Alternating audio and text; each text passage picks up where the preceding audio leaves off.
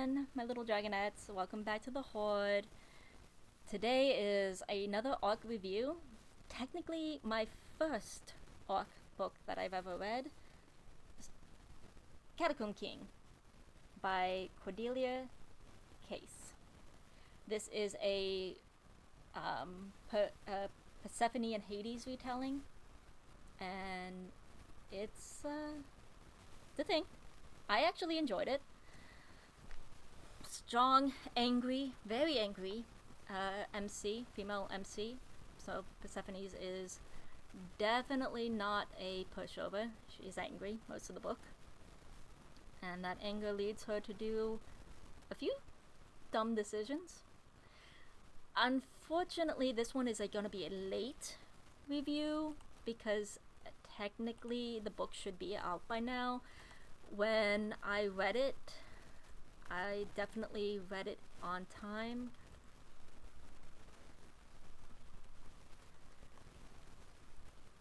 Let me see if I can actually find the copy that the one that I wrote up. There it is. Oh, I also gave this a 4.75. Okay.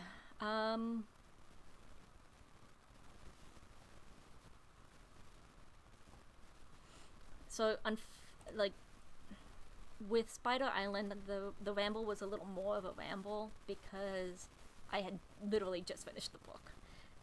Not really. I kind of finished it on Memorial Day. This one I read between... Does it say when I read this? I read this in September. So...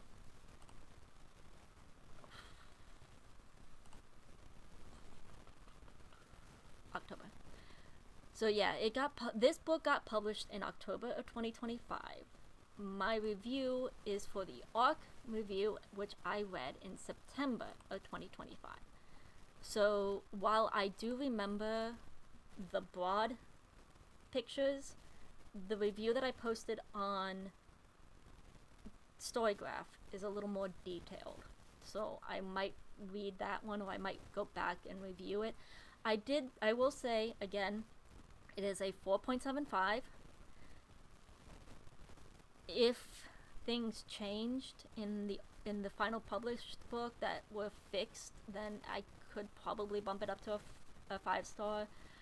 I don't know. I'm kind of... the thing is with Spider Island, I know I want to continue the series. With this one, I'm half interested in continuing the series. So let's see.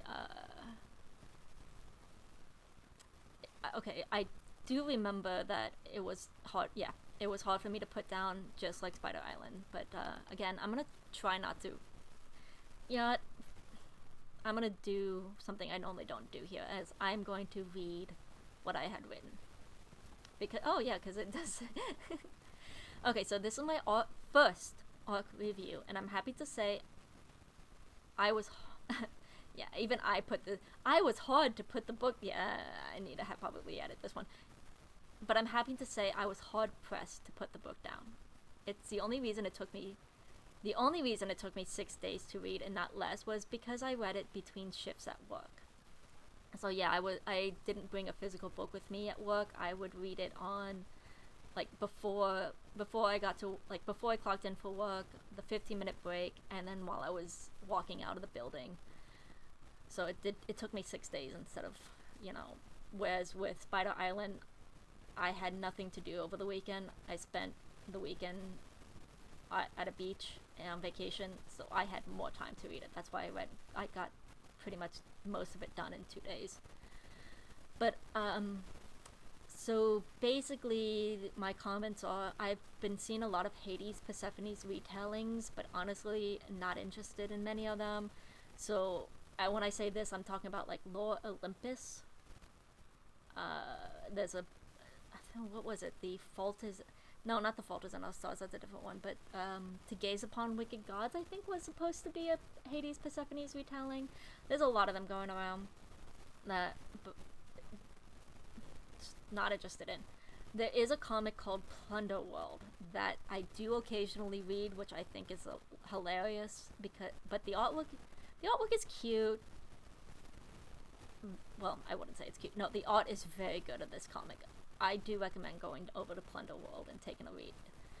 But this take has my interest. Also, other thing to think about for this one. There are spiders in this one as well. Yeah, there are spiders. This is another book that does not that does not play favorites with arachnophobia. If you have arachnophobia, this one might not be for you. The spiders are a little more ambiguous. I think they're more like driders, like spider human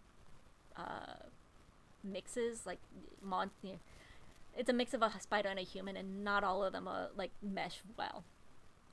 One of them is like a drider. One of them is mostly like one of them looks like probably a how do you the Japanese spider monster which could sometimes be depicted as a drider, like a spider centaur creature, top of woman spider body. Some of them are like spider body with just a human face. Some of them are like mostly human, but they have like the spider, not mandibles. I learned the word recently. Fuck. But yeah, the spider, the little things here that the spiders have. I'm sorry if you have arachnophobia and me doing this is making you uncomfortable. I'm sorry. That's the last time I'm going to do it. But yeah, there are spiders in this book. So arachnophobics, be aware. Honestly, I have a hard time putting my thoughts down into cohesive thoughts, which is why I tend to do YouTube rambles, but I will do my best. I do have at least one minor dislike that I know is a personal thing. Oh, that's why it's a 7.75 and not a 5-star. But given that this is in the it is first person POV. That is, I get it. For most romance novels, I get it, but I am not a fan of first person POVs. This is the first person POV of Persephone that we, the readers, get an inside look into her thoughts and tangents. This means a few times we get her talking to herself using italics, which is fine, but then more often we get side thoughts wrapped around parentheses, and then like I have in parentheses, much like I'm already doing in this review. So yeah, she will have her thoughts, and then she has like a little tangent thoughts in parentheses, and I'm like, we were already in her head. You don't need to do this. As someone who does this, I get it. But I don't know, it doesn't feel right to be used in a story. At least a first person POV. Because if it's a third person POV, then those parentheses would be great as a way of looking into their thoughts. Like, oh, I don't like comparing books together, but I'm going to use Spider Island for this. Spider Island is in third person POV. Yes, we do kind of get into their thoughts, but it is mostly third person. So if we're doing third person, and then we have like a little them doing a thought process, and then a little parentheses, oh, but yada yada yada, that's fine. I have ADHD. I will be thinking one thing, and then I'll have like a side thought, and it will be in parentheses, or it comes out in my random rambles and reviews and this. It just doesn't work in a first person POV. At least not to me. As someone who does this, I get it, but it just doesn't feel right to be. But again, this is all on me, and it's the only thing I had issues with. I have another gripe, but that is with the formatting of the ebook and not relevant to the review. I noticed a few other things, but I hope those get addressed before the official publication, and all mistakes I make in my own, and they are kind of like mistakes that even I make in when I'm doing my writings and my first drafts. The rest of the book is well written and a fun ride. Persephone will bitch, bite, scratch, snark, and break everything around her to save her dying mother. And she does. Along the way, she saves the very creatures she was taught to fear and hate her whole life, while falling in love with their prince. People who seem to read this genre more than me call this a slow burn. But she had the hots for Hades pretty much the moment she got a good look at him, and vice versa. There is a character named Elke. She is by far the best girl, and should anything happen to her, I will burn the world and myself in with it. JK on the world burning, but Elke really is the best girl. There's also Calyx, who doesn't get much in this book, so I'm kinda curious to see how things turn out in book 2. And please do not let it be a stupid love trial. He deserves a happy ending, especially for dealing with Persephone's. Lastly, there is Josie, who I also would like to see get more love. I can see her and Elke tag teaming. Oh man, I'm already coming up with fanfiction ideas. Oh yeah, no, Josie is Persephone's best friend in the book, and her and Elke tag teaming just to needle Persephone's would be so much fun if that happens in book 2. The world feels very lived in. That's something that I should also say about Spider Island. Very lived in.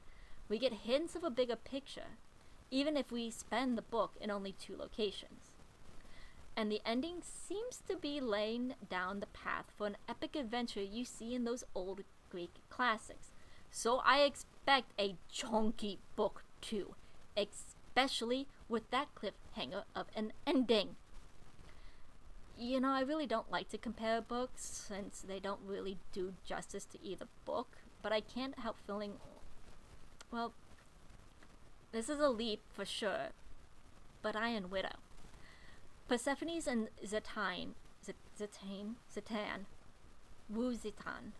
are both angry women who will do whatever it takes to get what they need. Both grew up in impoverished, small villages. Both have childhood male character friends, and then another enters their life, though we see this more play out in Iron Widow than in here. The love triangle, except the love triangle in Iron Widow, go watch my review on that. It is, well, I like that love triangle. Both have to learn things that they thought were true, what are now. The wording on this one. Both Iron Widow and Persephone's in this book, they are told things about how the world works. And then as the story goes on, they realize that, no, they were told a lie. The main difference is that one tears things down in attempts to fix it, while the other doesn't. I'm gonna leave that up to you to read both books to figure out where I'm going on that one. Okay, I did end up rambling, but, you know, thanks for letting me ramble. So yeah, now that I've read that review, I do remember more of the book. The prince character is, you know, the Hades stand-in is broody and dark and broody, because apparently everything is dark and broody nowadays. But okay, it kind of makes sense, because he is the prince of a dying kingdom, essentially, and he has to figure out a way to keep his people safe. Despite the fact that out of all the creatures in his kingdom, he's the one who looks the most human, and therefore nobody trusts, and nobody wants anything to do with him, except for Elke. Again, best girl in this best girl. Side character, best girl is the side character, obviously. If she died. Either way. This one will probably, yes, I will probably go for a second book. I will probably go read the second book in the series. I do want to know what's going on now that I remember what happened in the first book. This one's going to be a library, though. I don't see myself buying the series. Maybe rent it. Like, if I can give physical money for a rental, I will do that, you know, like how they do this with movies. But my go-to is usually library if I am on the fence about continuing a series. So, yeah, thank you for letting me ramble about the Catacomb King. The book is already out, but this review is for the ARC copy, which was, again, my first ARC that I have ever read. So technically this should have been done before October of 2025, but we all know me here. When do I ever do things when they're supposed to? I am going to try and get my Spider Island review up before it gets published. The one on the website is up. That was my contract. Well, it's not really a contract, but that was the one that I agreed and really did want to get up on time. My Storygraph review of the Catacomb Queens also went up right when I finished the book, or before the book got published. So yes, read this one if you like Hades and Persephone's. And I gave it a 4.75, so I did enjoy it. And I did say why, the few things that I did not enjoy about the book. So anyways, that is the end of my rambles. Take care, and I'll see you in the next one. Bye.